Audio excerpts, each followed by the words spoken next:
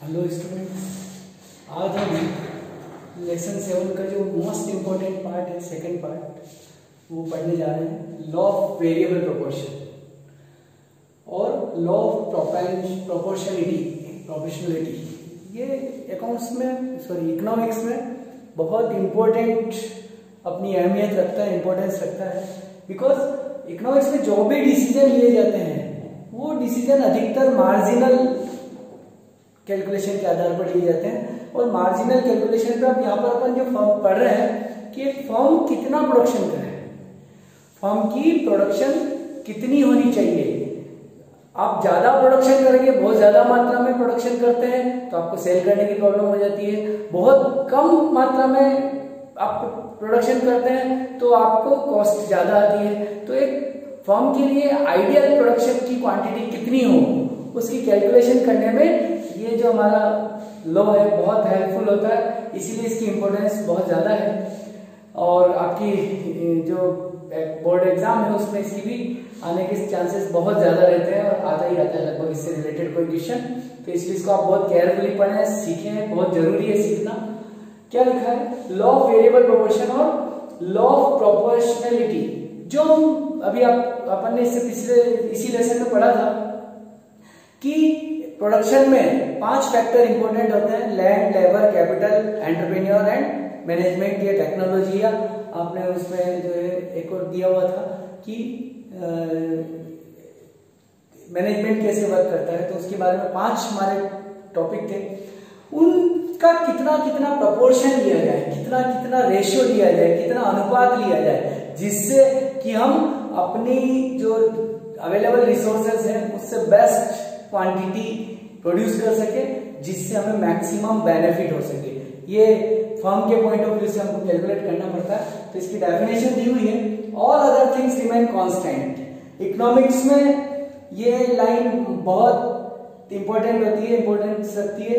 इसको सेटेरियस पेरिबस कहा जाता है कि सारी बातें समान हो, तब हम ये बात कर रहे हैं कि विद वन वेरिएबल फैक्टर। अपन ने पढ़ा था कि शॉर्ट टर्म में सिर्फ एक ही फैक्टर को वेरिएबल किया जा सकता है, तो उसको सभी फैक्टर को कांस्टेंट रखते हुए एक फैक्टर में चेंज करते हैं। तो उससे क्या होता है? When output of a commodity is sought to be increased, the law of variable proportion comes into operation. एक फैक्टर में चेंज करने से जो प्रोडक्शन की क्वांटिटी में इंक्रीज या डिक्रीज आता है, उसको हम जो है लॉ ऑफ वेरिएबल प्रोपोर्शन कहते हैं। तब law of variable proportion exist होता है। इसको समझने के लिए मैंने यहाँ पर एनालिटिकल टेबल बनाई है। एनालिटिकल टेबल में आपसे कहा लैंड हमारा बेसिक रिसोर्सेज है, जिसके बिना किसी भी गुड्स का प्रोडक्शन किया जाना इम्पॉसिबल है।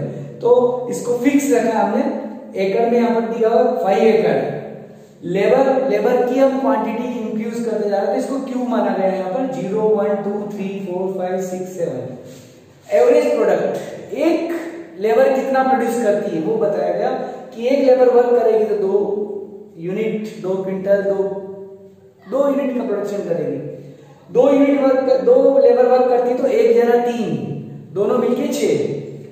3 लेबर वर्क करती तो जैसे जैसे मेंबर्स बढ़ते चले जाएंगे तो काम करने की क्वालिटी, क्वांटिटी इंप्रूव होती चली जाएगी। तो यही यहाँ पर हमने कहा है कि एक लेबर होगा तो 2 यूनिट बनाता है, 2 लेबर होंगे तो 1 3 3 बनाएंगे, 3 लेबर होंगे तो 1 4 बनाएगा, तो तीनों मिलके 12 बनाएंगे। इसी प्रकार 4 लेबर हो जाती है तो उसी लैंड पर प्रोडक्शन की मात्रा बढ़ के 5 हो जाती है। फिर लेबर हमारी 5 हो जाती है तो प्रोडक्शन 6 हो जाती है। मगर जैसे जैसे लेबर बढ़ती चली जाएगी और हमारा एरिया कम है तो आपका फिर एक लेवल के बाद प्रोडक्शन घटना शुरू हो जाता है। यहीं पर हमने ये तो यहाँ तक तो इंक्रीज हो रहा है, 5 लेबर है तब तक, 6 लेबर होते ही हमारा फिर प्रोडक्शन कम हो गया, पर एवरेज जो है वो इस तरीके से 7 होने पर 4 हो गया। ये एवरेज प्रोडक्ट का हमने फॉर्मूला लर्न भी किया था। इसी तरीके से टोटल प्रोडक्ट एवरेज को क्वांटिटी से मल्टीप्लाई किया तो ये हमारा अमाउंट आया 2, 3 को 2 से, 4 को 3 से, ऐसे मल्टीप्लाई करेंगे तो आपकी ये कैलकुलेशन आ जाएगी। इसके बाद थर्ड फॉर्मूला था हमारा मार्जिनल प्रोडक्ट का। इसका फॉर्मूला लिखा है TPN माइनस TPN माइनस 1। मतलब ये अगर हमारा n है तो इससे पिछले वाली वैल्यू n माइनस 1 हुई, तो 0 में से 0 गया, 0 आया, 2 2 minus 0 equal to 2, 6 minus 2 equal to 4, 12 minus 6 equal to 6, 20 minus 12 minus equal to 8, 30 minus 20 equal to 10, 30 minus 30 equal to 0, 28 minus 30 तो माइनस 2। ये मार्जिनल प्रोडक्ट आ जाता है हमारा। ये टेबल हम जब देखते हैं और इसको जब ग्राफ पेपर पे शो करते हैं तो सबसे पहले मैंने टोटल प्रोडक्ट वाली लाइन बनाई है। ये टोटल प्रोडक्ट वाली लाइन आपकी इस तरीके से ड्रॉ होगी। फिर मैंने एवरेज प्रोडक्ट वाली लाइन को ड्रॉ किया है तो वो इस तरीके से बनेगी। ये शार्पली इंक्रीज होती है, एक जगह स्थिर होती है, उसके बाद नेगेटिव हो जाती है। एवरेज प्रोडक्ट की लाइन स्लोली धीरे धीरे इंक्रीज होती है, एक जगह मैक्सिमम होती है, उसके बाद वापस डिक्रीज होना शुरू हो जाती है। ऐसी तरीके से मार्जिनल प्रोडक्ट की लाइन आपकी स्लोली इंक्रीज होती है, इंक्रीज होने के बाद एक जगह मैक्सिमम होती है, मैक्सिमम होने के बाद शार्पली डिक्रीज होती है और एक बिंदु के बाद, एक पॉइंट के बाद नेगेटिव हो जाती है। ये हमारा जो है कर्व इस तरीके से बनेगा। इस टेबल को अगर अपन शो करेंगे, इसमें हमें 3 स्टेज बताई है, 3 स्टेज इसमें आती है। एक में देखिए आपको तीनों लाइनें बढ़ती हुई क्रम में है, इसलिए इसको इंक्रीजिंग रिटर्न्स कहा गया है। तीनों लाइनें बढ़ रही है, एपी, एमपी और टीटी, तीनों हमारा इंक्रीजिंग मोड में है। मगर एक इस तरह के बाद जहां पर ये आ जाता है, टीपी मैक्सिमम होता है, वहां पर वापस मार्जिनल प्रोडक्ट डिक्रीज होना शुरू हो जाता है और वो ऊपर से नीचे आते हुए एवरेज प्रोडक्ट की लाइन को काटता है। और उसके बाद एक सिचुएशन ऐसी आती है कि जहां पर आपका टोटल प्रोडक्ट मैक्सिमम होता है और मार्जिनल प्रोडक्ट 0 होता है और उसके बाद वो नेगेटिव हो जाता है। तो यहाँ पर तीनों इसके बाद तीनों डिक्रीजिंग मोड में है, ये नेगेटिव रिटर्न्स का आता है। ये डिमिनिशिंग कौन हुआ? Marginal product. तो ये सेकंड लाइन है आपकी। ये थर्ड स्टेज है जिसमें तीनों डिक्रीजिंग मोड में आ गई। फर्स्ट में तीनों इंक्रीजिंग मोड में है, सेकंड में सिर्फ मार्जिनल जो लाइन है वो डिक्रीजिंग है, बाकी दो मैक्सिमम है, और थर्ड स्टेज में तीनों आपका डिक्रीजिंग आ जाता है। तो इन तीनों को हमें 3 तरीके से डिफाइन करना होता है। फर्स्ट लेवल तीनों इंक्रीजिंग, सेकंड लेवल 2 मैक्सिमम और तीसरा मार्जिनल प्रोडक्ट डिक्रीजिंग, और थर्ड लेवल में तीनों डिक्रीजिंग। यहाँ पर जो आपको कैलकुलेशन करना है, एनालिसिस करना है, उसका मैथ देखिए आप। यहाँ पर जहां पर मार्जिनल प्रोडक्ट ऊपर से नीचे आते हुए एवरेज प्रोडक्ट लाइन को काट रहा है, वहां पर हमारा मैक्सिमम प्रोडक्शन है 30, टोटल प्रोडक्शन मैक्सिमम 30 यूनिट है।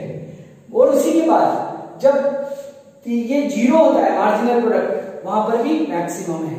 तो किसी फर्म के लिए प्रोडक्शन के लिए जो इंपॉर्टेंट फैक्टर है वो इसके बीच वाला, कि एक कंपनी को, एक फर्म को इतना प्रोडक्शन करना चाहिए इससे और इससे बीच के। यहाँ पर इस लेवल पर प्रोडक्शन करना सबसे बेनिफिशियल होता है। किसी भी फर्म के लिए सबसे ज्यादा फायदेमंद कहाँ है? जब marginal product line average product line को ऊपर से नीचे आते हुए क्रॉस करती है, वहां पर फर्म का मैक्सिमम प्रोडक्शन होता है। परंतु फर्म की जो रिसोर्सेज है उनको सारा बेस्ट यूटिलाइज करने के लिए, सभी का पूरा यूज करने के लिए ये लेवल भी जो है कंपनी के लिए बेनिफिशियल माना जा सकता है। तो इसको जो है हम यहाँ पर देखें तो ये और ये कंडीशन दोनों जो है मैक्सिमम प्रोडक्शन की होती है और फर्म के लिए दोनों लेवल बेस्ट होते हैं। तो ये हमारा law of marginal variable proportion था। इसको अगर आपको समझ में आया तो लाइक करें, कमेंट्स करें, शेयर करें। Thank you very much.